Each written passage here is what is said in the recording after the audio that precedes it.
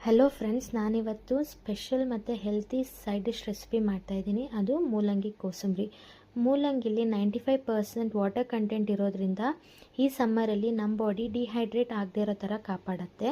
ಹಾಗೆ vitamin C ಮತ್ತು fibre content ಇರೋದ್ರಿಂದ ನಮ್ಮ ಡೈಜೆಸ್ಟಿವ್ ಸಿಸ್ಟಮ್ಗೆ ಮೂಲಂಗಿ ಒಳ್ಳೆಯದು.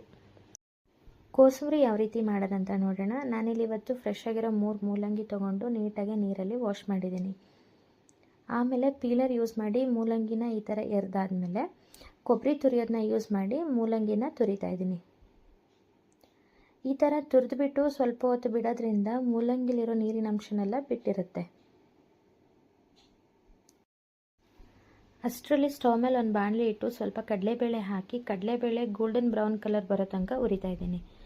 ಕಡಲೆಬೇಳೆ ಹುರಿದಾದ್ಮೇಲೆ ಒಂದು ಸಣ್ಣ ಲೋಟದಷ್ಟು ನೀರು ಹಾಕಿ ಕಡಲೆಬೇಳೆನ 2 ಮಿನಿಟ್ಸ್ ನೆನೆಯಕ್ಕೆ ಬಿಟ್ಟು, ನೆಕ್ಸ್ಟ್ ನೀವೇ ನೋಡ್ಬೋದು ಮೂಲಂಗಿ ತುರಿ ಯಾವ ರೀತಿ ನೀರು ಬಿಟ್ಟಿದೆ ಅಂತ. ಇವಾಗ ನೀಟಾಗಿ ಹಿಂಡ್ಬಿಟ್ಟು ಒಂದು ಬಟ್ಲಿಗೆ ಹಾಕೋತಾ ಇದ್ದೀನಿ.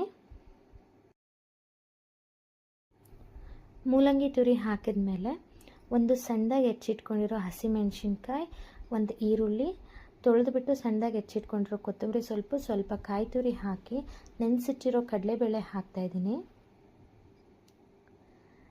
ಇವಾಗ ರುಚಿಗೆ ತಕ್ಕಷ್ಟು ಉಪ್ಪು ಹಾಕಿ ಒಂದು ಅರ್ಧ ನಿಂಬೆಹಣ್ಣು ತೊಗೊಂಡು ಸ್ವಲ್ಪ ನಿಂಬೆ ರಸ ಹಿಂಡ್ಕೊತಾ ಇದ್ದೀನಿ.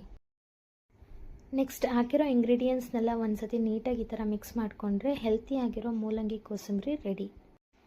ನೀವು ಒಂದ್ಸಲ ಮನೆಯಲ್ಲಿ ಟ್ರೈ ಮಾಡಿ ನೋಡಿ, ತುಂಬ ರುಚಿಕರವಾಗಿರುತ್ತೆ ಹಾಗೂ ಆರೋಗ್ಯವಾಗಿ ಕೂಡ ಇರುತ್ತೆ.